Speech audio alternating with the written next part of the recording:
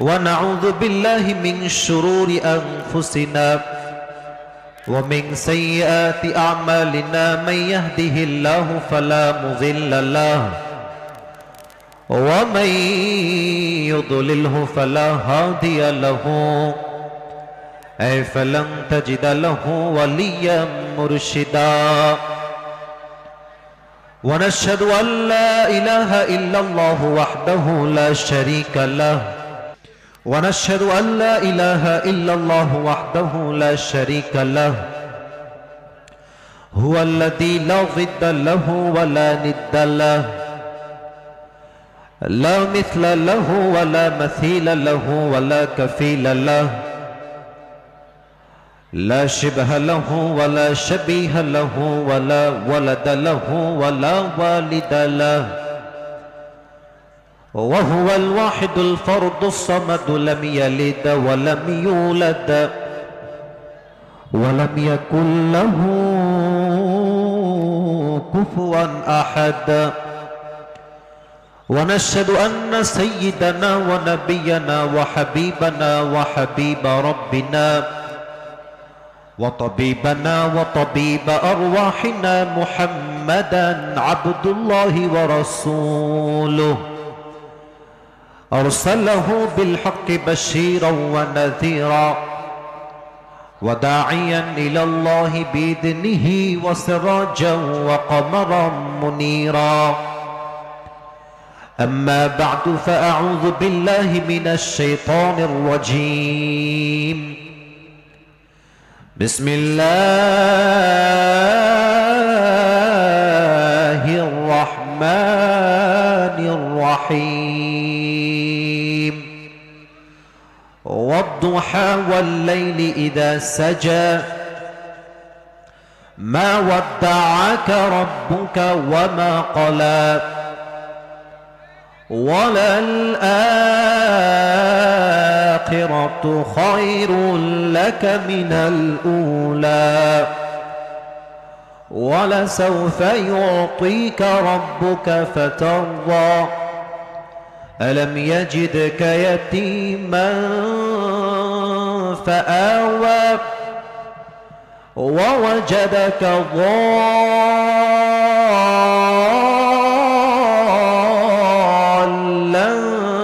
فهدى ووجدك عائلا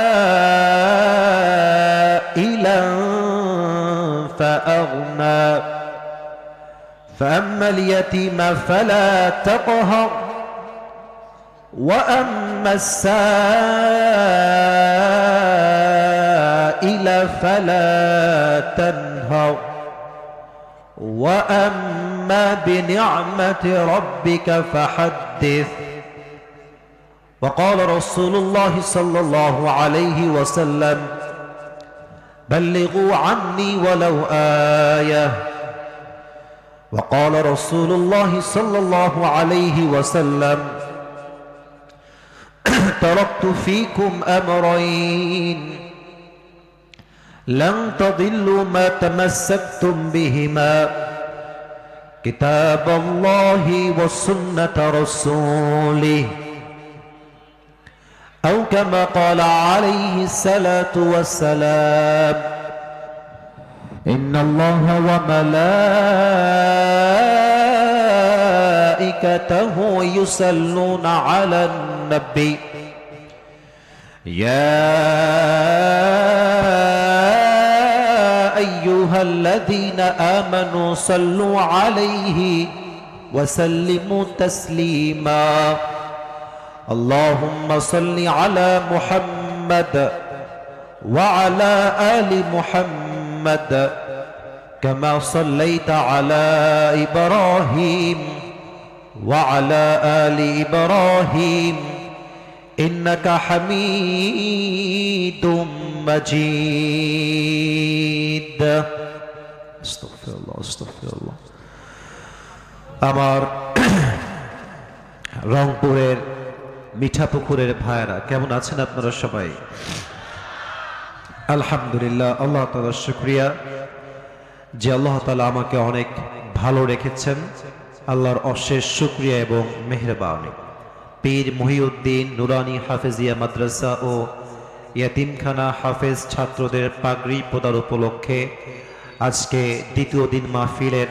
দ্বিতীয় দিন ব্যাপী মাহফিল হয়েছে। আজকে শেষ দিন। আজকে এই প্রোগ্রামে কথা বলেছেন প্রিয় ভাই কারি মাওলানা শামসুজ্জামান সিদ্দিক। আমি প্রিয় ভাইয়ের জন্য দোয়া করি, আল্লাহ তাআলা প্রিয় ভাইয়ের কণ্ঠকে ইসলামের কণ্ঠ হিসেবে কবুল করুক। পড়েন সবাই আমিন। আরো বলেছেন হাফেজ মাওলানা নসরুল ইসলাম। যারাই বলেছেন, কোরআন থেকে হাদিস থেকে বলেছেন, সবার কথা অনুযায়ী আল্লাহ তাআলা আমাদের সবাইকে আমল করার তৌফিক দান করুক। পড়েন সবাই আমিন। আমাদের আজকের এই প্রোগ্রামে প্রধান অতিথি আছেন জননেতা অধ্যাপক মোহাম্মদ গোলাম রব্বানী, আমির বাংলাদেশ জামাত ইসলামী রংপুর জেলা শাখা। উনি এসেছেন, অসাধারণ কথাও বলে গেছেন। আমি ওনার কথার জন্য দোয়া করি, আল্লাহ ওনাকে আরো সুন্দর সুন্দর কথা বলার তৌফিক দান করুক। পড়েন সবাই আমিন। এবং উনি একজন মাজলুম নেতা, অনেক নির্যাতনের শিকার তিনি হয়েছেন। আমি দোয়া করি আল্লাহ তাআলা ওনার সমস্ত কষ্ট এবং সমস্ত নির্যাতনকে তার সন্তুষ্টির ওয়াসিলা হিসেবে কবুল করুক। পড়েন সবাই আমিন।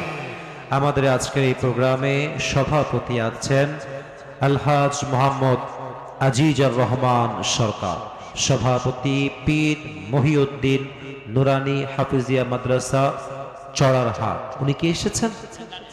আচ্ছা, আমার ডানেই আছেন, খুবই ভদ্র মানুষ। ভুল যে হয়েছে উনি পরিপূর্ণ স্বীকারও করে ফেলেছেন, আমি খুব খেয়াল করেছি বিষয়টা। যাই হোক, একটা মাহফিল সুন্দর হয় কমিটির দায়িত্বের জন্য, আর একটা মাহফিল নষ্ট হয় কমিটির দায়িত্ব অবহেলা হওয়ার জন্য। আমি কোনো কমিটিকে গালি দেওয়ার জন্য আসি নাই, বাজে ব্যবহার করার জন্য আসি নাই। ভালোবাসা পেতে হলে অহংকার দিয়ে নয়, অ্যাটিটিউড দেখিয়ে নয়, ভাব দেখিয়ে নয়। ভালোবাসা অর্জন করতে হয় একমাত্র ভালোবাসার মাধ্যমেই যুবক ভাইরা। তা আমি কিছু রাগ করেছি, কারণ ৩৫ মিনিট যাবৎ বসে থাকা আমার হয়তো জীবনে এরকম অভিজ্ঞতা আজকেই প্রথম হলো। আমার জীবনে অভিজ্ঞতা হয় নাই। আর রংপুরে তো আমি এটা এক্সপেক্টই করি না, কারণ রংপুরের মানুষ they are very smart, they are very handsome, ঠিক কিনা বলেন? তো আল্লাহ তাআলা যে ভুল হয়ে গেছে সেই ভুলগুলোকে ক্ষমা করে দিয়ে আগামীর পথকে আমাদের চলার জন্য সহজ করে দিক। পড়েন সবাই আমিন। আমার আজকের এই মাহফিলে যে দৃশ্য আমি দেখতে পাচ্ছি, আপনারা সবাই নিজেরাই একবার আশেপাশে ডানে বামে নিজেরাই তাকায় দেখেন। সবাই একবার তাকান পুরো মাহফিলটা। And now look at my face. আমার দিকে সবাই এবার তাকান, আমার দিকে। Look at me, আমার দিকে তাকান। আমি এখন যা বলবো এটা আশা করছি আপনারা আমার সঙ্গে একমত হবেন। আজকের মাহফিলে যত অডিয়েন্স এসেছে, আমার বিশ্বাস ৮০% যুবক বেশি আসছে। যুবক ভাই আজকের মাহফিলে আল্লাহ প্রত্যেকটা যুবককে ওমরে ফারুকের মতো ইসলামের সৈনিক হিসেবে কবুল করো। পড়ামি আজকের মাহফিলে বসতে পেরে আমরা সবাই খুশি না বেজার? সকলে এই দিল থেকে পড়েন আলহামদুলিল্লাহ। আমি একটা কথা শুরুতেই অ্যানাউন্সমেন্ট দিতে চাই ঘোষণা হিসেবে। আমার এই বছরের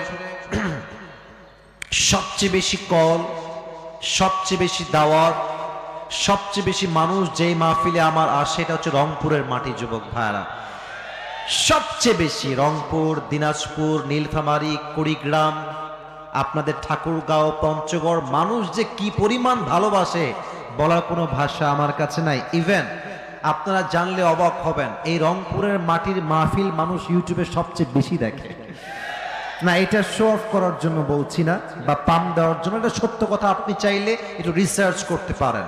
তার মানে কি, রংপুরের মাটি এটা ইসলামের ঘাঁটি। যুবক ভাইরা আমার, অতএব আপনারা যখন আমার সাথে কথা বলবেন, কাপুরুষের মতো নয়, বীর পুরুষের মতো কথা বলতে হবে।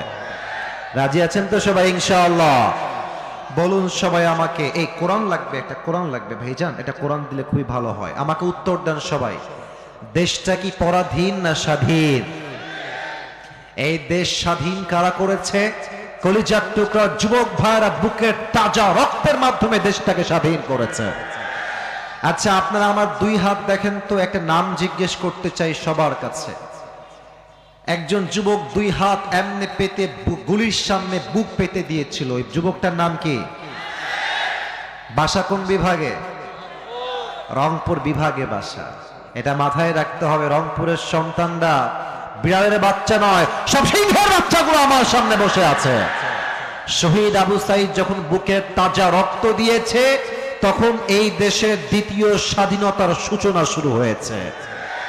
তার রক্ত দেওয়ার পরে দেশের প্রত্যেকটা যুবকদের কলিজায় রক্ত আগুন শুরু হয়ে গিয়েছে। যুবক ভাইরা, এই দেশটা আমরা দ্বিতীয়বার স্বাধীন করতে পেরেছি, এটা আল্লাহর শুকরিয়া। তবে আমি এখন ভূমিকায় কিছু কথা বলবো, যে কথাগুলো দুই একজন লোকের গায়ে লাগতে পারে।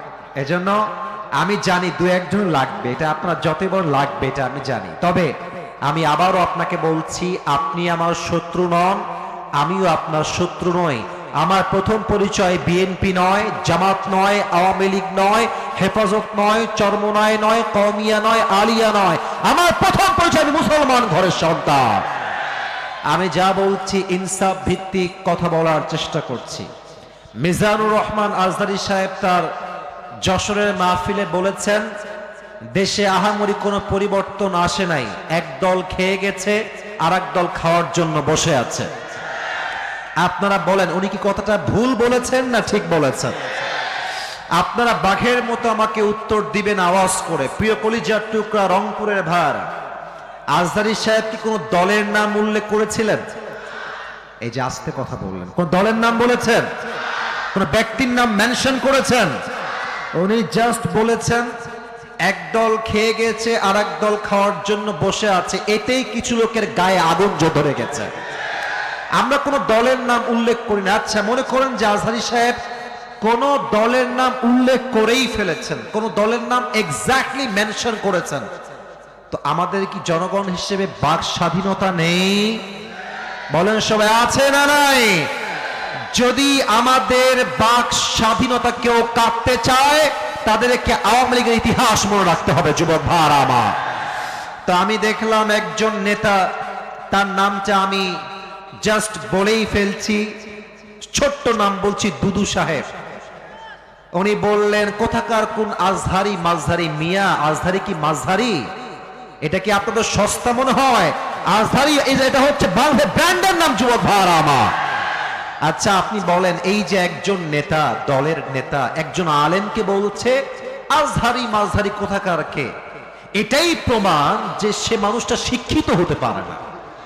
একজন শিক্ষিত মানুষ আলেমকে কথা বলবে পরিপূর্ণ শ্রদ্ধার সাথে, সম্মানের সাথে। রংপুরের ভাইরা আমার, আচ্ছা আপনি আমাকে বুঝায় বলেন, মনে করেন যে আজহারী সাহেব কোন একটা কথা ভুলই বলেছেন, আমরা কারো অন্ধভক্ত নই, আমরা অন্ধভক্ত নই।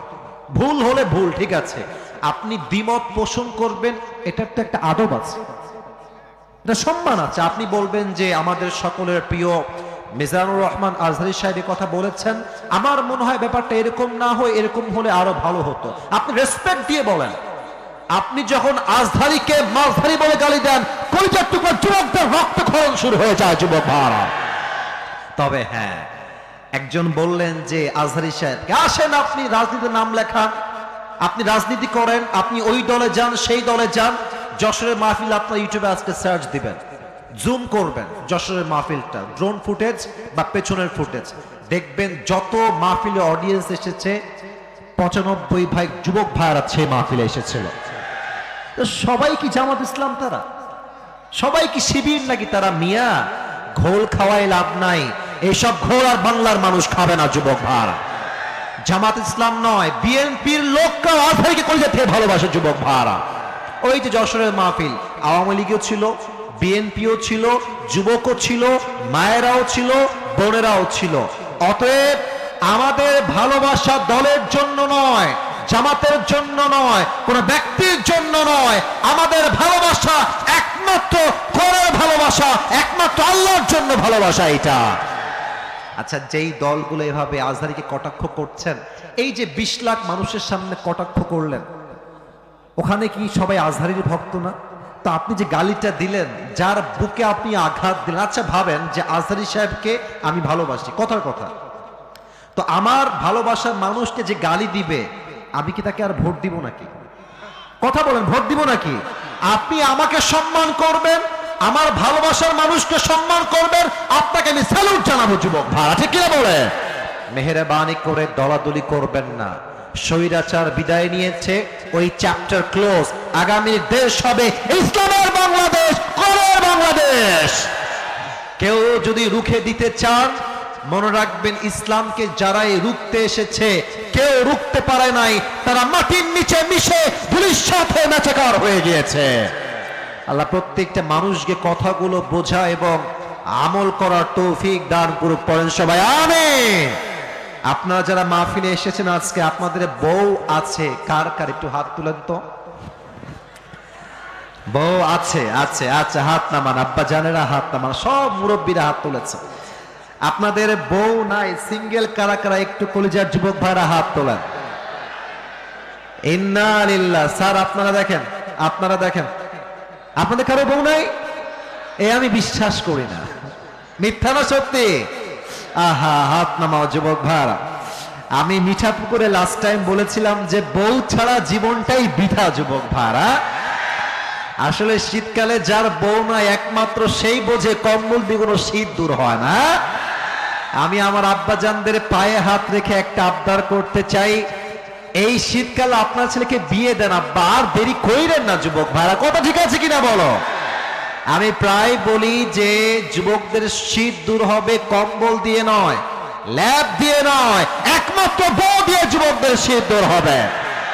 আল্লাহ আমার প্রিয় আব্বাজানদেরকে বোঝার তৌফিক দান করে পড়েন আমিন। তবে কথা হচ্ছে কি জানেন, সব বাবা মা বুঝলেও অনেক মেয়েরা কিন্তু বুঝতে চায় না। তারা বলে যে হাম শাদি তো উসি সে হি করেঙ্গে জিসকে পাস বহুত সারা পয়সা হ্যায়। ইভেন অনেক মেয়ের কথা বলতে কষ্টে আমার বুকটা ফেটে যায়। অনেক মেয়ে টাকা পাইলে টাকলা বুইরার সাথে বিয়ের পিড়িতে না, এরকম মেয়ে তো রংপুরে নাই, আরে নাই। থাকলে আল্লাহ হেদায়েত দান করুন, পড়েন সবাই আমিন। আজকে আমরা তিনটা তাকবীর দিব। প্রথম তাকবীর দিবেন বিবাহিত ভাইরা, দ্বিতীয় তাকবীর দিবেন আমার প্রিয় সিঙ্গেল ভাইরা। I would like to test everyone who is more powerful. মুরব্বি, মুরব্বি, এই যে আব্বাজান, আমার আব্বাজান কই যায়? ধরেন তো আব্বাজানকে, কই যায় আব্বাজান? আব্বাজান বসে পড়েন। আচ্ছা ওয়াশরুমে গেলে যাক, সমস্যা নাই। প্রথম তাকবীর দিবেন বিবাহিত ভাইরা। বিবাহিত ভাইরা একটা কাশি দেন। আওয়াজ বেশি, এটা ভালো না রে ভাই। আচ্ছা বিবাহিত ভাই দেখা যাক কত জোর আপনাদের গায়ে আছে। বিবাহিত আব্বা জানেরা, যুবক ভাইরা তাকবীর দিবেন, নারে তাকবীর। না আওয়াজ ভালো আছে, আওয়াজ ভালো আছে। দেখা যাক সিঙ্গেলরা কি জিতে না হারে। সিঙ্গেলরা একটা কাশি দাও আমার সাথে। আপনারাই নাম্বার দিবেন, আমি কিন্তু কিছু বলবো না, দেখা যাক কে পারে। সিঙ্গেল ভাইরা তাকবীর দিবেন, বিবাহিত ভাইরা কিপ কোয়াইট, কিপ সাইলেন্ট, চুপ থাকবেন। আপনারা কথা বললে কিন্তু আপনারা হেরে যেতে পারেন। সিঙ্গেল ভাইরা তাকবীর দাও, নারে তাকবীর। ইস, বিবাহিত ভাইরা সো সরি, হলো না। আজকে আপনারা হেরেই গেলেন। আজকে সিঙ্গেলরা জিতে গিয়েছে, ঠিক কিনা বলে? এবার সবাই মিলে তাকবীর দিবেন এমন জোরে যে তাকবীরের ঠেলায় আমি স্টেজ ভেঙে নিচে পড়ে যাব। কাশি দেন সবাই মিলে। তাকবীর দিবেন সিংহের মতো। আল্লামা দেলোয়ার হোসেন সাইদি হুজুরের নাম শুনেছেন না? তা তো আসতে কোন, কেন নাম শুনছেন না? হুজুর বলতেন যে বিড়ালের মতো 500 বছর বেঁচে থাকার কোনো দাম নাই, সিংহের মতো 1 ঘন্টা গর্জন দিয়ে আমরা বাঁচতে চাই। নারে তাকবীর। আল কোরআনের আলো, আল হাদিসের আলো, কোরআন হাদিস যেখানে, আলেম ওলামা যেখানে, রংপুরবাসী যেখানে, আল্লাহ তাআলা যেন এই স্লোগানকে কবুল করে, পড়েন সবাই আমিন। আলোচনা খুব লম্বা হবে না, অলরেডি আপনারা আমার 35 মিনিট নষ্ট করে দিয়েছেন। যতটুকু পারা যায় কনস্ট্রাকটিভলি একটা সূরা থেকে তাফসীর পেশ করতে চাই অল্প সময়ের ভেতরে। শোনেন ভালো, কাজে দিবে আপনার। লম্বা ওয়াজ দিয়ে কাজ হবে না যদি আপনি ওয়াজের মর্ম না বোঝেন। অল্প ওয়াজ দিয়ে সেই কাজ হবে যদি আপনি কথা বুঝে থাকেন যুবক ভাইরা, ঠিক কিনা বলেন? আমি শুরু করছি কোরআন থেকে তাফসীর পেশ করা। আজকে আমরা যেই পাড়ার থেকে তাফসীর শুনবো সেই পাড়ার নাম হচ্ছে 30 নাম্বার পাড়া। বলেন সবাই, কত নাম্বার পাড়া? না, এটা রংপুরের সাউন্ড হয় নাই। আবারও বলছি, কত নাম্বার পাড়া? এটা রংপুরের সাউন্ড হয়েছে। যেই সূরা থেকে আমরা তাফসীর পেশ করব, সূরাটার নাম হচ্ছে সূরাতুদ দুহা। রংপুরের ভাড়া, সূরাটার নাম দুহা। কোরআনুল কারীমের সূরা সংখ্যা অনুযায়ী এই সূরার নাম্বার হচ্ছে 93তম সূরা। বলেন সবাই, কত নম্বর সূরা? 93তম সূরা। এই সূরার আয়াত সংখ্যা হচ্ছে মোট 11টা। বলেন সবাই, কয়টা? শেষ ইনফরমেশন অ্যাবাউট দিস সূরা। এই সূরার রুকু সংখ্যা হচ্ছে মোট 1টা। বলেন সবাই, কয়টা? তাহলে আরেকবার বলি, বেসিক ইনফরমেশন মাথায় রাখবেন, আজীবন কাজে দিবে। পারা নাম্বার 30। বলেন সবাই, পারা নাম্বার কত? সূরা নাম্বার 93। সূরা নাম্বার কত? আয়াত সংখ্যা মোট 10টা না 11টা? আর রুকু সংখ্যা 2টা না 1টা? 1টা। এবার আসুন আমরা মূল কথায় ফিরে যাই। এই সূরার সেন্ট্রাল থিম বা সাবজেক্ট ম্যাটার, মূল আলোচ্য বিষয় হচ্ছে একটা। সেটা আমি এক বাক্যে বলছি। মূল মেসেজ হচ্ছে একটা, never lose hope and never be frustrated. যত যাই হয়ে যাক, যত কষ্ট আসুক, হতাশ হওয়া যাবে না। ভরসা রাখতে হবে এক সত্তার উপরে। তিনি কে? পুরো ওয়াজটাই এই বাক্যের উপরে চলবে। এই একটা বাক্য বললাম না, never lose hope, never be frustrated, হতাশ হও না, নিরাশ হও না। পুরো আয়াত, পুরো শব্দ, প্রত্যেকটা ভার্স আপনাকে শেখাবে জীবনের যে কোনো মুহূর্তে পজিটিভ থাকতে হয় কেমন করে, জীবনের যে কোনো কষ্টের মুহূর্তে রবের উপরে ভরসা করতে হবে কেমনে, জীবনের যে কোনো স্ট্রাগলের মুহূর্তে নিজেকে পাওয়ারফুল করবেন কেমনে। এই প্রত্যেকটা শিক্ষা সূরাতুদ দুহাতে দিয়েছে একজন। তিনি কে? এই পুরো সূরাকে আমি 4টা ভাগে ভাগ করতে চাই। আমার তাফসীরগুলো মন দিয়ে না শুনলে আপনি কিন্তু আমার কথা বুঝবেন না। আমার রংপুরের মিঠাপুকুরের ভাইরা, আমার বাম হাত দেখেন, 1 2 3 4। এই সূরা দোহাকে আমরা কয় ভাগে তাফসীর করব? এই ডানে কথা কয় না এরা, কয় ভাগ? 4 ভাগ। প্রথম 2 আয়াত, দিস আর টু অপটিমিস্টিক কসম, ওথ। এই 2টা আয়াত হচ্ছে কসমের আয়াত, আল্লাহ কসম করেছেন। 3rd, 4th and 5th, অর্থাৎ 3, 4 এবং 5, এই 3টা হচ্ছে এমন 3টি আয়াত, it negates the feelings of being worthless in eyes of Allah subhanahu wa ta'ala. মাঝে মাঝে যে আমাদের মনে হয় যে আল্লাহ মনে হয় আমারে ভালোই বাসে না, যত কষ্ট আপদ আর বিপদ সব আমার উপরে, আমার রব মনে হয় মোটেও আমারে ভালোবাসে না, এই চিন্তা মাঝে মাঝে যে আসে, এই চিন্তার সমাধান কি, সলিউশন কি, এটার মূল দূর করার উপকরণ কি, এই 3টা আয়াতে বলে দিয়েছে একজন। আওয়াজ দিয়ে বলেন সবাই, তিনি কে? এবার আসেন 6, 7 আর 8। এই 3টা আয়াত এমন 3টা আয়াত, it negates the feelings of being worthless in the society. মাঝে মাঝে মনে হয় যে আমি ব্যবসা করতে গেলেই অসফল হয়ে যাই, আমার কপালে চাকরি নাই, আমি পরীক্ষা দিলেই ফেল হয়ে যাই, আমার আব্বা আম্মা আমারে ভালোবাসে না, এলাকার লোক আমাকে সম্মান করে না, বয়স হয়ে গেল 25, এখনো আমার বিয়ে হয় না, হতাশার শেষ নাই। এই হতাশাকে এই 3টা আয়াতে দূর করেছে একজন। তিনি কে? এবং সর্বশেষ 4 number part, last part of this সূরা, 9, 10, 11। আমার সঙ্গে বলতে হবে 9, 10 আর এই 3টা আয়াতে আল্লাহ তাআলা এমন কিছু কাজ করার আমাদেরকে ইনস্ট্রাকশন দিয়েছেন, that will work for you forever, যেটা আপনার জীবনে আজীবন কাজে দিবে। আজীবন মানে কি? এই কাজগুলো আপনি করবেন দুনিয়াতে, এটা দুনিয়াতেই শেষ হবে না, এটা জান্নাতে যাওয়ার জন্য আপনার কবরের সাথী হয়ে যাবে। সুবহানাল্লাহ পড়েন। তাহলে এবার আমাকে বলেন, এই 11টা আয়াতকে আমরা কয়টা ভাগ করলাম? ভাই আমাকে কথা না বললে ওয়াজ হবে না, কয়টা? এবার আসুন আমরা শুরু করে দেই এই সূরাটা কেন নাজিল হয়েছে, কোন প্রেক্ষাপটে নাজিল হয়েছে, শানে নুজুল কি ছিল।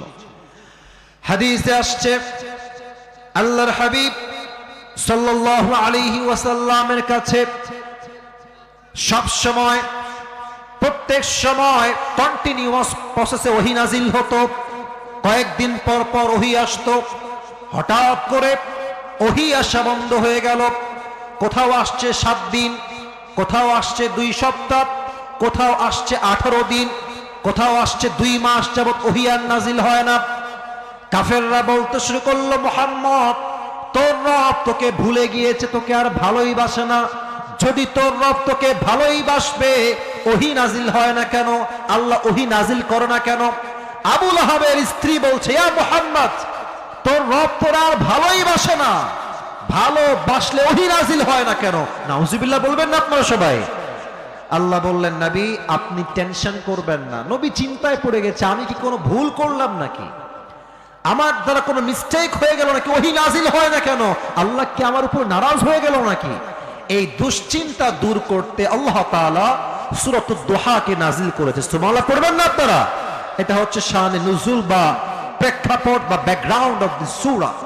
আসুন আমরা আয়াত ভিত্তিক তাফসীরে ঢুকে যাই। প্রথম আয়াত ছোট্ট একটা শব্দ, বাট এর মেসেজ অনেক লম্বা তাফসীরটা। প্রথম শব্দ আল্লাহ তাআলা বলছেন ওয়াদ-দুহা, আলোর শপথ। আমার রংপুরে ভাইরা আমার দিকে তাকায় বলেন তো, এখন যে আমরা বসে আছি চতুর্পাশে কি অন্ধকার না আলো? এই তো আওয়াজ পাচ্ছি, মাশাআল্লাহ। অন্ধকার না আলো? আল্লাহ বলছেন আলোর শপথ। অথবা ওয়াদ-দুহা মানে হচ্ছে সকালের শপথ, সূর্যের আলোর শপথ। এই শপথ দ্বারা আল্লাহ কি বুঝাচ্ছেন? মুরব্বী আব্বা জান, আপনার পায়ে আমার হাত, যুবক ভাইরা আপনাদের পায়ে আমার হাত, এই কথাটা বোঝা ট্রাই করেন। আল্লাহ বলছেন নতুন সকালের শপথ, আলোর শপথ। এর দ্বারা আল্লাহ বোঝাচ্ছেন নতুন দিন শুরু হয়ে গেছে। আগে যা হয়ে গেছে অতীতকে ভুলে যাও, নতুন দিন এসে গেছে মানে নতুন চান্স, নিউ অপরচুনিটি, নতুন সুযোগ। আগে যা হয়ে গেছে, আজকের দিনটা আমার সবচেয়ে বেস্ট দিন হবে, ঠিক কিনা বলেন? আমি গতবার যখন মিঠাপুকুরে এসেছিলাম, দিনের বেলায় মাহফিল ছিল, আমি একটা কথা সেখানে বলেছিলাম, अगर जिंदगी में आगे बढ़ना चाहते हो तो पीछे देखो कि पीछे क्या गलती हो गया, और अगर जिंदगी को जीना चाहते हो तो आगे देखो। জীবনটা যদি এনজয় করতে চান সামনে তাকান, আর যদি জীবনটা বুঝতে চান পেছনের দিকে তাকান, কি ভুল করেছেন শিক্ষা নেন, উপদেশ গ্রহণ করে সামনে এগিয়ে যান, ঠিক কিনা বলে? পিছনে যা হয়ে গেছে এটা নিয়ে ভাবার সময় আমাদের কাছে নাই।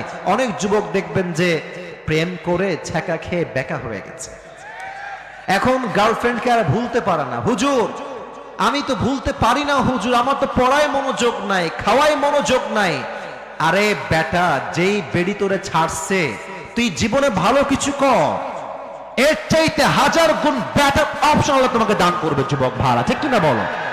जो हो गया उसके बारे में सोचना नहीं है मेरे दोस्त, मदा मा मदा लैसा लहुल कदा, गुज़श्ता ज़माना कभी वापस नहीं आता। So don't think about your past, think about your present. যে অতীত নিয়ে ভাবে সে অতীতেই থেকে যায়, আর যে বর্তমান নিয়ে ভাবে সে ভবিষ্যতের সামনে এগিয়ে যায়। ওয়াদ-দুহা, নতুন দিনের শপথ, আলোর শপথ। যা হয়ে গেছে নতুন করে আবার শুরু করো। আচ্ছা বলেন তো সবর কাকে বলে? অনেকে বলবে সবর মানে শুধু ধৈর্য না। আজকে আমি শুনলাম সবর কাকে বলে।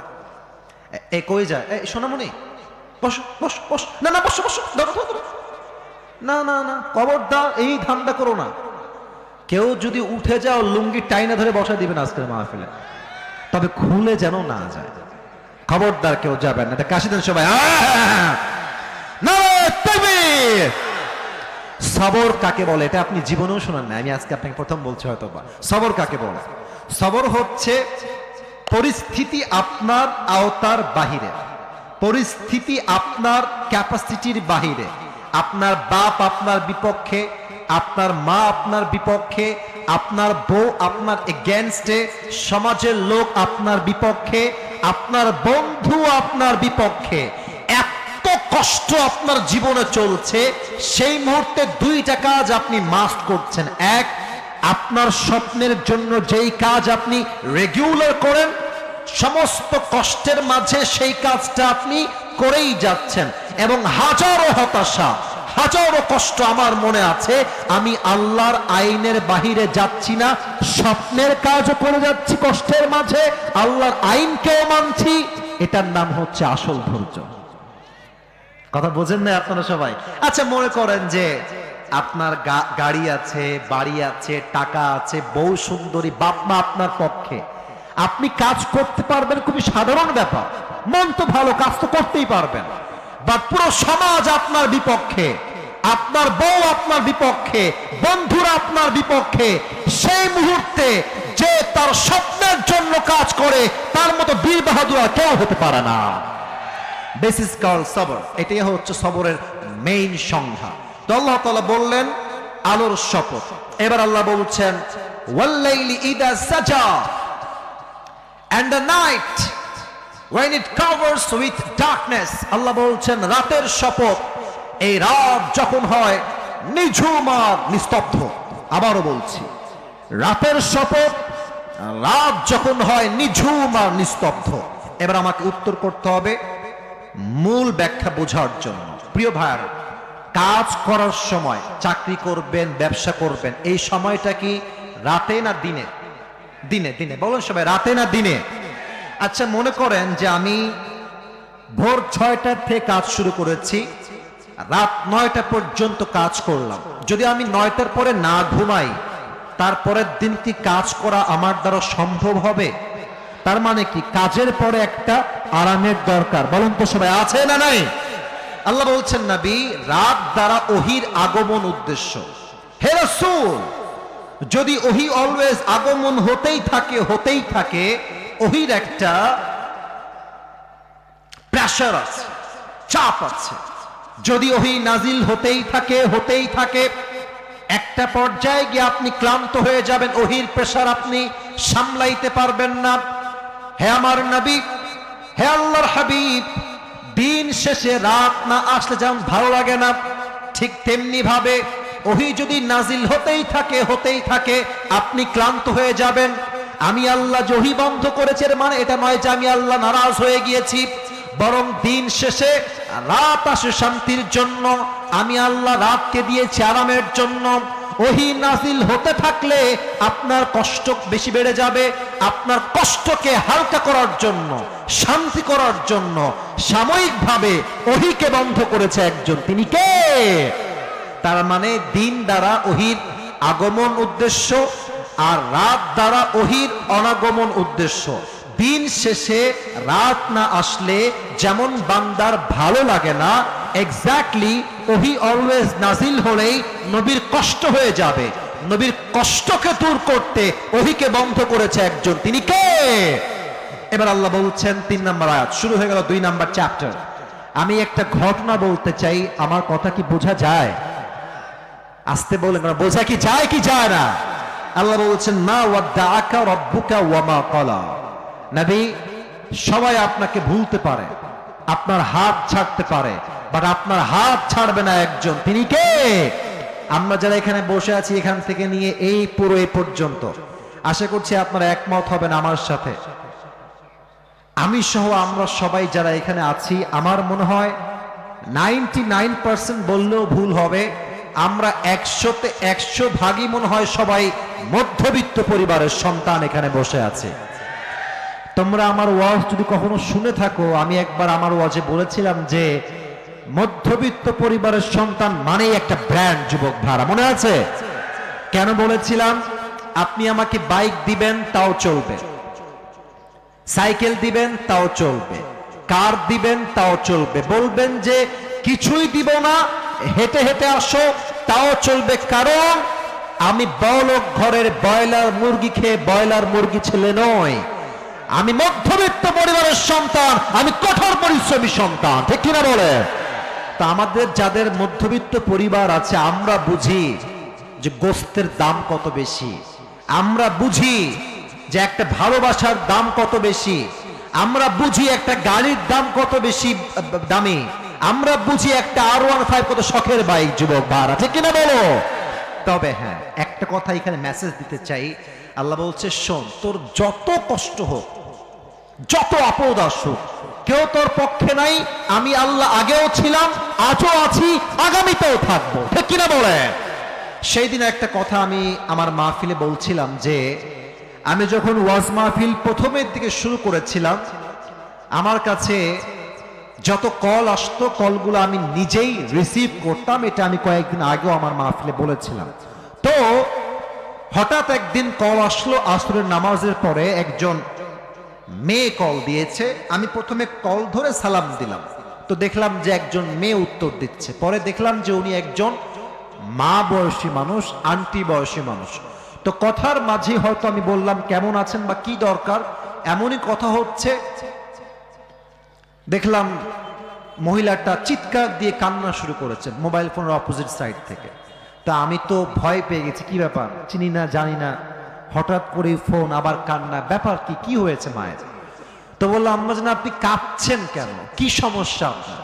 তো উনি বললেন যে তুমি আমার ছেলের মতো হবা বাবা, আমি তোমাকে কল দিয়েছি আইসিইউ রুম থেকে, আমি অজ্ঞান ছিলাম, আমার হুঁশ ছিল না, আমি ক্যান্সারের রোগী, আমি বেশি দিন আর বাঁচবো না। ডাক্তার আমাকে বলেছে বেশির চেয়ে বেশি আমি হয়তো বা 7 দিন বাঁচতে পারি, আমার ক্যান্সারের রোগ হয়েছে। তো আমার মনে হচ্ছে বাবা যে দুনিয়াতে আমাকে আর কেউ ভালোবাসে না, ছেলে মেয়ে বাবা মা, আজকে আমার পাশে কেউ নেই, আমার মনে হচ্ছে আমি কি করব। আমি মাকে বললাম, আম্মা জান দুইটা কথা অলওয়েজ মাথায় রাখবেন। 1 নাম্বার কথা, যার কেউ নাই তার কে আছে। এত সুন্দর করে আপনারা বললেন, বলেন সবাই, যার কেউ নাই তার কে আছে। আর একটা কথা আম্মা জান, ডাক্তার আপনার হায়াত আর মৌতের মালিক নয়। মৌত এবং হায়াতের মালিক কে? ডাক্তার যা বলেছে ইটস মেবি, ইটস পারহ্যাপস, এটা হতেও পারে নাও হতে পারে, বাট রবের উপরে যে ভরসা রাখে সে কোন ঠকতে পারে না। আম্মা জান সবরের পরিচয় দেন, আর আল্লাহ আপনার সঙ্গে আছে, বিশ্বাস রাখেন। তো যাই হোক, কথাবার্তা বলে ফোন কেটে দিয়েছি। লম্বা সময় আর কথাই হয় না। দীর্ঘ 3-4 মাস পরে আমার ফোনে কল আসলো, আমি কল রিসিভ করলাম। ওই সেই মায়ের কল। বললাম, কে বলছেন? বলছে, বাবা আমাকে চিনতে পেরেছো? বললাম, না, কে বলছেন বললে খুব ভালো হয়। তো বলল যে আমি তোমার সেই মা, ওই যে বলেছিলাম আইসিইউতে ভর্তি আছে, তোমার মনে আছে? হ্যাঁ হ্যাঁ আম্মা জান বলেন, কি অবস্থা? বলছে, বাবা আমার ক্যান্সারই আর নাই, আমি তো বেঁচে আছি, আমার ক্যান্সারই নাই। তো এর দ্বারা শিক্ষা কি পেলেন? যত কষ্ট আসুক, যত অভাব আসুক, আল্লাহ তাআলা বলছেন, মা ওয়াদ্দাআকা রাব্বুকা ওয়া মা ক্বালা, তোর পাশে কেউ নাই, মনে রাখিস আমি আল্লাহ তোর সাথে অলওয়েজ ছিলাম, আছি, থাকবো। সুবহানাল্লাহ। ওরে ভাই জোরে কর সুবহানাল্লাহ। ওয়ালাল আখিরাতু খায়রুল লাকা মিনাল উলা। যদি আপনার মন এতেও না ভরে, আল্লাহ আবার আপনাকে সান্ত্বনা দিচ্ছেন। আচ্ছা, আজকে কি বার? সোমবার, তাই না? কালকে কি বার? Sorry for this. ওকে, আজকে সোমবার, কালকে কি বার? আমি এই আয়াতের আপনাকে 2টা তাফসীর করব, দেখেন আপনার সঙ্গে মেলে কিনা। আচ্ছা, আগে যতটা খারাপ ছিলাম এখন অনেকটা ভালো আছি না? আচ্ছা, 5 আগস্টের আগের কথা ভাবো, খুব বেশি একটা ভালো আমরা ছিলাম না। হক কথা বললেই রাজাকার, জঙ্গিবাদ আর মৌলবাদ। এখন ভালো আছে। আল্লাহ বলছে আগামীর দিনটা আজকের দিনের চাইতে ভালো হবে। এখন অনেকের প্রশ্ন, হুজুর আমি আগে যা ভালো ছিলাম এখন আমি আরো কষ্টে আছি হুজুর, আমার জীবনে এখন আর কিছুই নাই। আল্লাহ বলছে, শোনো বান্দা, এর দ্বারা উদ্দেশ্য দুনিয়ায় তোমার কষ্ট হতে পারে, বাট আখিরাতে তোমার সমস্ত কষ্ট দূর করবে একজন, তিনি কে? প্রথম ব্যাখ্যাটা মিলাই দেই। আমি আজহারীর নাম আগেও বলেছি, আবারও বলছি, আপনারা সবাই আল্লামা দেলোয়ার হোসেন সাঈদী হুজুরকে দিল থেকে ভালোবাসেন তো নাকি? আচ্ছা, আপনাদের মনে আছে কিনা আওয়ামী স্বৈরাচাররা সাঈদী সাহেবকে বলেছেন তিনি হচ্ছেন রাজাকার, আর সাঈদী সাহেব ওপেনলি মাইক নিয়ে বলেছিলেন 1971 সালের কোন প্রকার দেশ বিরোধী শক্তির কোন কাদা মাটি সাইদির গায়ে লাগে না, রংপুরের ভার আছে কিনা বলে।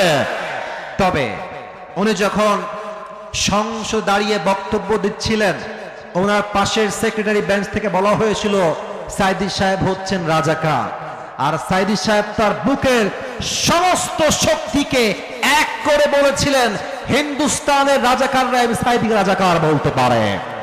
আচ্ছা দেখেন তো, সাইদি সাহেবকে এত মিথ্যা ট্যাগ দেওয়া হলো যে উনি রাজাকার, উনি এই উনি সেই, ওনার সম্মান কি কমলো না বাড়লো?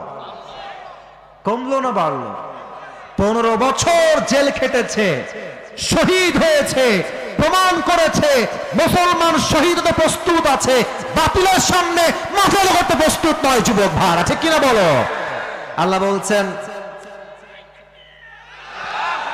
বলছেন এই স্বৈরাচারের দিনটাই আসল দিন নয়, আগামীতে এমন একটা দিন আসবে স্বৈরাচার বিদায় নিবে, মুসলমানদের বিজয় ঘটবে আল্লাহর এই জমিনে। এক নাম্বার এক্সাম্পল। দ্বিতীয় এক্সাম্পল খুব খেয়াল করবেন, যখন আজহারী সাহেব এই দেশের একজন টপ ফেমাস স্কলার হলেন, এটা 2019 সালের কথা, পুরো দেশের যেখানেই তিনি যান সেখানেই 5 লাখ 10 লাখ মানুষের সমাগম হয়ে যায়। আপনাদের অনেকের মনে নাই, কিন্তু প্রত্যেকটা ইতিহাস আমার কলিজায় লেখা আছে, আমার সব মনে আছে। আমাদের তৎকালীন সময়ে আওয়ামী শাসনের ধর্মমন্ত্রী, তার নাম হচ্ছে বলতে চাই না, তিনি ধর্মমন্ত্রী, তিনি বললেন যে আজহারি মাঝহারি হচ্ছে এগুলো সব জামাতের প্রোডাক্ট। এটা বলে মিথ্যাচার ত্যাগ করে দেশ থেকে বিদেশের মাটিতে তাকে পাঠাতে বাধ্য করা হলো। আল্লাহ বলছে আজহারি ওয়ালাল আখিরাতু খায়রুল লাকা মিনাল উলা, ये दिन ही आखिरी दिन नहीं है, सामने और भी दिन बाकी है। যুবক ভাড়া, তারা তাড়াই দিল আজহারী সাহেবকে। সময়ের পরিবর্তন দেখেন, আজ এমন একটা সময় এসেছে যারা আজহারীকে জামাতের ট্যাগ দিয়ে দেশ ছাড়তে বাধ্য করেছে, আজ তারা দিল্লি পালিয়েছে, আর আজহারী বিজয়ের বেশে মাতৃভূমিতে আবার ফিরে এসেছে। আল্লাহ বলছেন আজকের দিন শেষ দিন নয়, আগামীতে ভালো দিন আছে না নাই? অতএব প্রিয় ভাইরা, ইসলাম পন্থীদের উপরে বাধা ছিল, আছে, থাকবে। আল্লাহর হাবিবকে একজন সাহাবী এসে বলল, হে আল্লাহর হাবিব, আর কত মার খাবো? দিন কায়েমের আন্দোলন করতে করতে তো আমার প্রত্যেকটা রক্ত ঝরছে, শহীদ হচ্ছে, মার খাচ্ছি, তাও তো কায়েম হয় না দিন। আল্লাহর হাবিব বললেন, মার খেতে থাকো, রক্ত দিতে থাকো, শহীদ হতে থাকো, একদিন না একদিন আল্লাহর এই জমিনে আল্লাহর দিন কায়েম হবেই হবে। আজকের দিনটাই আসল দিন নয়, আগামীতে ভালো দিন দিবেন একজন, তিনি কে? আর আখিরাতের জীবনটা দুনিয়ার চাইতে উত্তম কেন? আচ্ছা বলেন তো, জান্নাতে যাওয়ার জন্য এদিকে তাকান, 100 আমলে কত আমল পেলে জান্নাত? কে বলেছে 51 আগে? ঠিক বলেছো তুমি, একদম ঠিক বলেছো। আমি আবার সবার থেকে জানতে চাই, 100তে কত? কথা কয় না, কই আসলাম, 100তে কত? আমার হাত দেখেন। আখিরাতের জীবন কেন বেশি উত্তম? এখানে 1 নাম্বার, ইনসাফ ভিত্তিক বিচার হবে, কোনো বেইনসাফি নাই। আল্লাহ বলবে, আচ্ছা আমার নাম দিয়ে এক্সাম্পল দিচ্ছে, আল্লাহ বলবে ফেরেশতা আসিফ হুজুরের আমল নামা ওজন দাও, ওজন দেওয়া হবে। তো এটা হচ্ছে আমার ডান আমল, এটা হচ্ছে আমার বাম আমল, দুইটা ওজন দেওয়া হয়েছে। তো খেয়াল করুন, আমার ডান হাত একটু খেয়াল করবেন সবাই, ডান হাতটা, এটা আমার বাম আমল, এটা আমার ডান আমল। তো ডান আমলটা বাম আমলের চাইতে একটু, একদম it's a very little bit, একদম সামান্য একটু উপরে উঠে গেছে। আল্লাহ বলবে যেহেতু একটু উঠে গেছে, ফাহুয়া ফি ঈশাতির রাদিয়া, আমার বান্দাকে জান্নাত দিয়ে দাও। আপনার সবাই সুবহানাল্লাহ পড়বে না দিল থেকে? একটা আমল বেশি, জান্নাত দিয়ে দাও। 1 নাম্বার ইনসাফের বিচার হবে। 2, কিয়ামতের দিন হিসাব দিবসে রহমতের বিচার হবে। কেমনে বিচার হবে? এক বান্দার আমলনামা ওজন দেওয়া হবে, ওই বান্দার ডান আমল 50, বাম আমল 50, দুইটাই 50-50। এবার রংপুরে ভাইরা বলেন তো সবাই, জান্নাতে যাওয়ার জন্য আর মাত্র কয়টা আমল লাগে? মাশাআল্লাহ, বাঘের বাচ্চা বসে আছে সবাই, বলো সবাই কয়টা? এটা আমি শুনেছিলাম মাওলানা তারিক জামিলের থেকে, পাকিস্তানের একজন টপ ফেমাস স্কলার, তিনি বললেন যে বান্দার আমলনামা ওজন হবে এটাও 50 এটাও 50। তো সে বলবে আরে কোনো টেনশন নাই, আমার বাপ তো কিয়ামতের মাঠেই আছে, আব্বাকে বলবো আব্বা একটা আমল দাও, আর আমার বাপ তো একটা আমল আমাকে দিয়ে দিবে, নট আ বিগ ডিল। যুবকটা দৌড় দিয়ে বাপের কাছে আসবে, আব্বা জান मुझे बस एक अमल की जरूरत है, मुझे एक अमल दे दो मैं जन्नती हो जाऊंगा। अब्बा একটা আমল দাও, একটা আমল দিলেই তোমার ছেলে আজ জান্নাতি হয়ে যাবে। আব্বা বলবে কে আব্বা?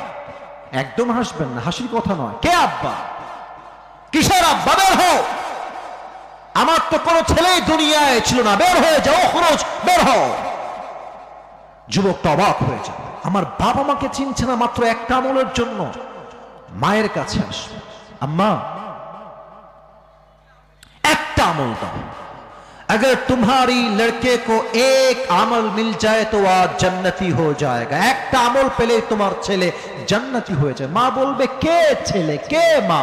ও খরচ, বের হয়ে যাও, গেট আউট ফ্রম হিয়ার, আমার তো কোনো ছেলেই ছিল না, বের হও। যুবকের মাথার টনক নড়ে যাবে, বাপ চিনছে না, মা চিনছে না, বউ চিনছে না, ভাই চিনছে না, কেউ চিনছে না, একটা আমল আমি কোথায় পাবো? আমি হাদিসটা প্র্যাকটিক্যালি বোঝাবার জন্য আমাকে একটু দেখতে হবে সবার, আমি পুরোটা বোঝাতে পারবো না অভিনয় করে, জাস্ট এতটুকু বোঝাই যে যুবকটা এতটা হতাশ হয়ে যাবে, ডান হাঁটু আর বাম হাঁটু দুইটা উঠাবে এই বুক বরাবর, আর এই দুই হাত এমনি দিয়ে চুপচাপ বসে কান্না করবে একটা আমলের জন্য। কিয়ামতের ময়দানে একজন যুবক তার কাছে দৌড় দিয়ে আসবে, এবার ডাক দিয়ে বলবে ভাই তুমি ইতনি পরেশান क्यों हो, तुम्हें क्या चाहिए मुझे बताओ। ভাই তুমি এত চিন্তিত কেন, তোমার কি লাগবে আমাকে বলো। সে তাকাই বলবে ধুরো মিয়া, আপনি কে, জানতো এখান থেকে? বাপ চিনছে না, মা চিনছে না, বউ চিনছে না, হু আর ইউ, তুমি কে, বের হও, তুমি আমার কোনো কাজেই আসবা না। তো সে বলবে ভাই मुझे बताओ तो सही तुम्हें क्या चाहिए, हो सकता है कि मैं तुम्हारी मदद कर भी सकता हूं, হতে পারে যে আমি তোমার সহযোগিতা করতেও পারি। তো অনেক কাকুতির পরে সে বলবে ভাই मेरी जो दोनों अमल है दोनों 50-50 हो गया है, अगर मैं जन्नत में जाना चाहूं तो मुझे बस एक अमल की जरूरत है, जन्नते যেতে চাইলে আমার আমল লাগবে মাত্র একটা।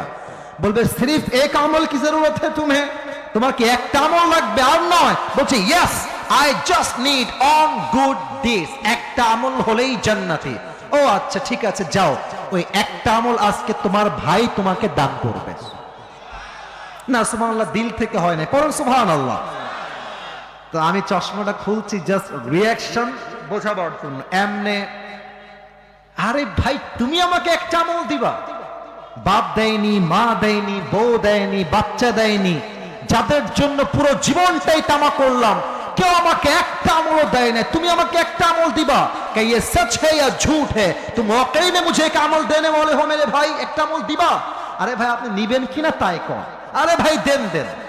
একটা আমল নিয়ে সোজা আল্লাহর কাছে দৌড় দিবে, আল্লাহ ये देखो मुझे एक अमल मिल गया है, मुझे अभी के अभी जन्नत में दाखिल करा दो। আল্লাহ একটা আমল পেয়ে গেছি, জান্নাত দাও। আল্লাহ বলবে এই কি রে, তোকে একটা আমল কে দিল রে? তোর বাপ দেয়নি, ভাই দেয়নি, বউ দেয়নি, মা দেয়নি, কেউ দেয়নি, কিসনে তুঝে এক আমল দিয়া है, কে দিল? ও বলবে হাদা আখি, this is my brother who has given me this on this, इसने मुझे एक अमल दिया है, এই আমার ভাই একটা আমল দিয়েছে। আল্লাহ বলবে doesn't make any sense, तेरा दिमाग तो ठीक है, बाप ने नहीं दिया, माँ ने नहीं दिया, भाई ने नहीं दिया, बीवी ने भी नहीं दिया, तू कौन होता है एक अमल देने वाला, তুই কেন একটা আমল দিলি? ওই যুবক ডাক দিয়ে বলবে আল্লাহ मैं क्या बताऊं, मेरे पास अमल है तो बस एक ही अमल है, अगर वो एक अमल है तो भी मैं जहन्नम में जाऊंगा, नहीं है तो भी मैं जहन्नम में जाऊंगा। আমার কাছে আমল আছেই মাত্র একটা, ও থাকলেও আমি জাহান্নামী, না থাকলেও আমি জাহান্নামী। তা আমি ভাবলাম আমার একটা আমল দিয়ে আমার কোনো ভাই যদি জান্নাতি হয়ে যায় তো দয়া করে মায়া করে দান করতে সমস্যা কোথায়? तो मैंने मेहरबानी करके एक अमल जो है वो मैंने अपने भाई को सदका कर दिया। আল্লাহ বলবে ও আচ্ছা আচ্ছা, তার মানে তুমি রবের চাইতে বেশি দয়াময় হতে চাও না? আনার রহমান, আনার রহিম, I am the most merciful, I am the most gracious, I am the most kindful Lord. मुझसे बड़ा मेहरबान और कोई नहीं हो सकता. आज तुझे एक अमल मिल गया है, 51 हो गया है, तू जन्नत में जा, मगर तू अकेले जन्नत में मत जाना. जिसने तुझे एक अमल दिया है, तू भी जन्नत में जा, उसे भी साथ लेकर दोनों जन्नत में चले जा. যাও, দুইজন মিলে জান্নাতে যাও। একজন যাবা কেন? কারণ ইনসাফ হবে, দুই রহমত হবে। এক ইনসাফের বিচার হবে, দুই মায়ার বিচার হবে, দয়ার বিচার হবে। এই জন্য দুনিয়ার জীবনের চাইতে আখিরাতের জীবনকে উত্তম ঘোষণা করেছে একজন, তিনি কে? ওয়ালাল আখিরাতু খায়রুল লাকা মিনাল উলা। চারটা তো বেজেই গেল, আপনারা তো বিরক্ত হয়ে গেছেন নাকি? বিরক্ত হন নাই তো আপনারা? আমি একজন যুবক চাই যার বউ নাই, দাঁড়িয়ে একবার তাকবীর দিবে, লিল্লাহি তাকবীর। বাঘের বাচ্চা কে আছে এখানে? দাঁড়িয়ে যান দেখি।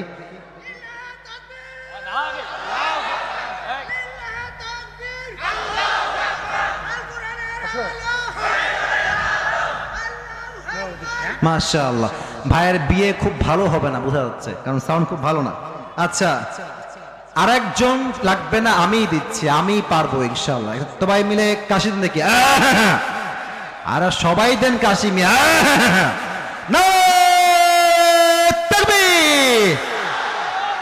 এবার আয়াতগুলোকে আর আহামরি ব্যাখ্যায় যাব না, আমরা সবাই জানি একটা প্রবাদ বাক্য, শেষ ভালো যার সব ভালো তার। দেখা যাক আপনারা কতটুকু আমাকে শেষটা ভালো দেন। ওয়ালা সাউফা ইউতিকা রাব্বুকা ফাতারদা।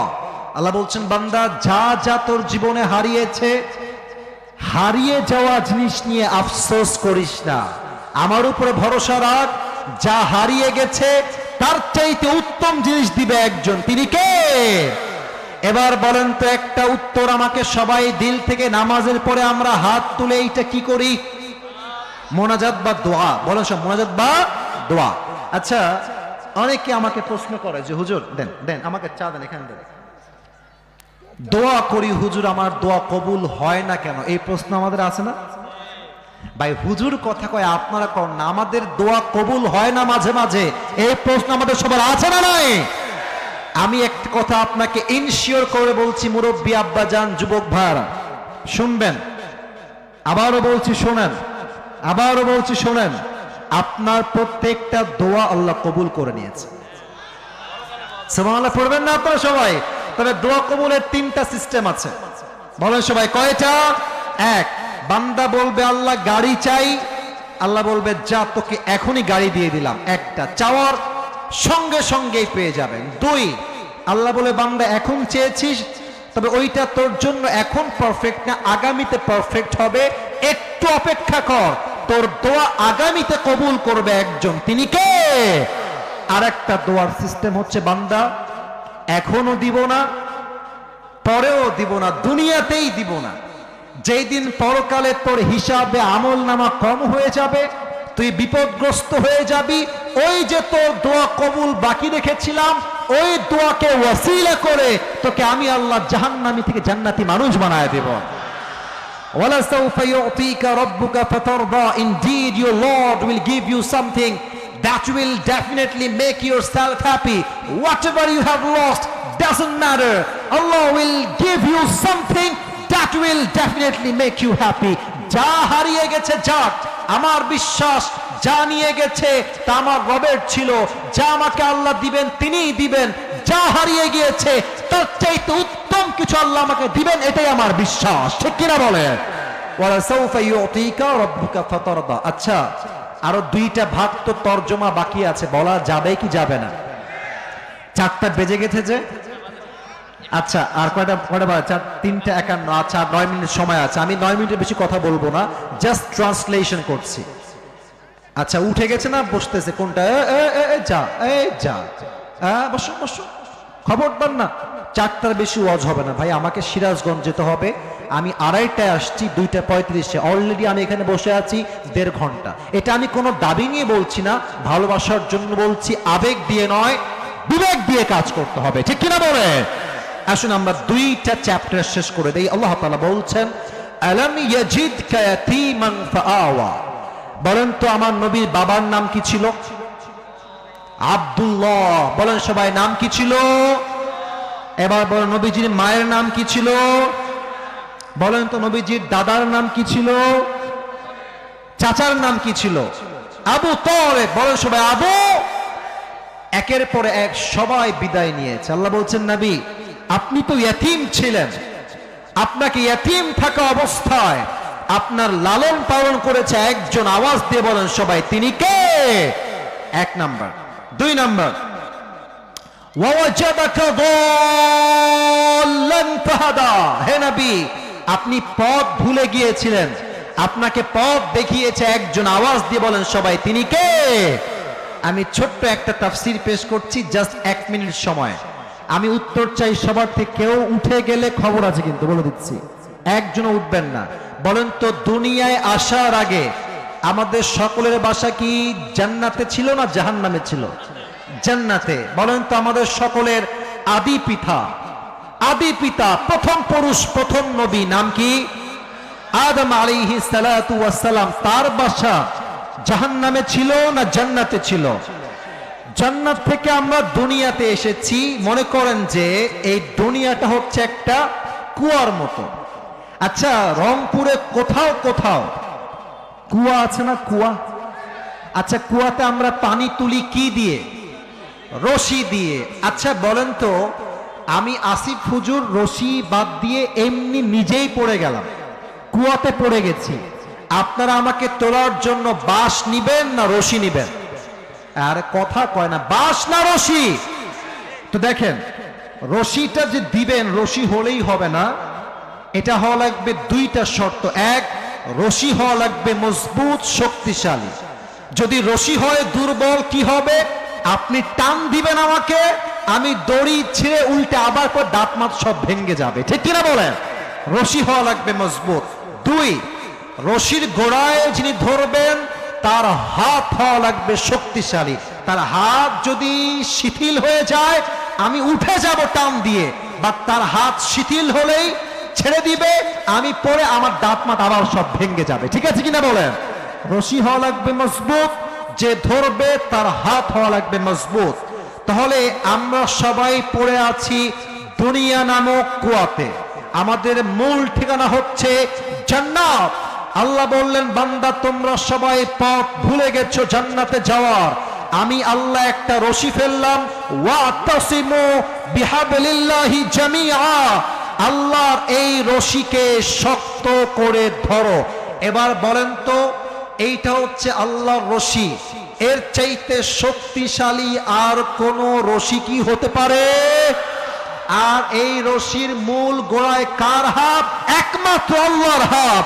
আল্লাহর হাতের মতো শক্তিশালী আর হাত হতে পারে? আল্লাহ বলছেন, শক্ত করে ধরো। জামাত বিএনপি মারামারি কইরো না, হেফাজত চরমনায় মারামারি কইরো না, কোন দল নাই, প্রথম পরিচয় মুসলমান। শক্ত করে ধরো। তোমরা জান্নাত থেকে যে হারিয়ে গিয়েছিলা, আমি আল্লাহ এক টান দিয়ে আবার সেই জান্নাতের ঠিকানায় পৌঁছায় দিব। সুবহানাল্লাহ। ওয়াওয়াজাদাকা দাল্লান ফাহাদা। নবী আপনি পথ ভুলে গিয়েছিলেন, আপনাকে কোরআন দিয়ে পথ দেখিয়েছে একজন, তিনি কে? ওয়াওয়াজাদাকা আইলান ফাগনা। নবী হে আপনি গরীব ছিলেন, খাদিজার মাধ্যমে আপনাকে বিয়ে দিয়ে আপনাকে ধনী বানিয়েছে একজন, তিনি কে? এবার তিনটা আমাদের জন্য ইনস্ট্রাকশন। এক, ফাম্মাল ইয়াতীমা ফালা তাকহার। ইয়াতীমের সঙ্গে খারাপ ব্যবহার করো না। ওয়াম্মাস সাইলা ফালা তানহার। কেউ চাইতে আসলে খালি হাতে ফিরিয়ে দিও না। ওয়াম্মা বিনিআমাতি রাব্বিকা ফাহাদ্দিস। আল্লাহ তোমাকে যেই যে নিয়ামত দিয়েছে শুকরিয়াতান সবাইকে বলো, আর পড়ো সবাই মিলে আলহামদুলিল্লাহ। পরের সবাই আলহামদুলিল্লাহ। এবার সবাই দুই হাত তোলেন, সবাই দুই হাত তোলেন। আমার সঙ্গে ওয়াদা করতে হবে, বলেন সবাই হুজুর। একবার কাশি দেন, গলা ঠিক করুন। এবার বাঘের মতো রংপুরের সাউন্ডে বলেন সবাই হুজুর। আমাদের ওয়াদা, দোয়া, বলেন সবাই, দোয়া না করে আমরা কেউ উঠে যাব? এই যে হাত দেখতে চাই, যাব না? বলেন সবাই ইনশাআল্লাহ।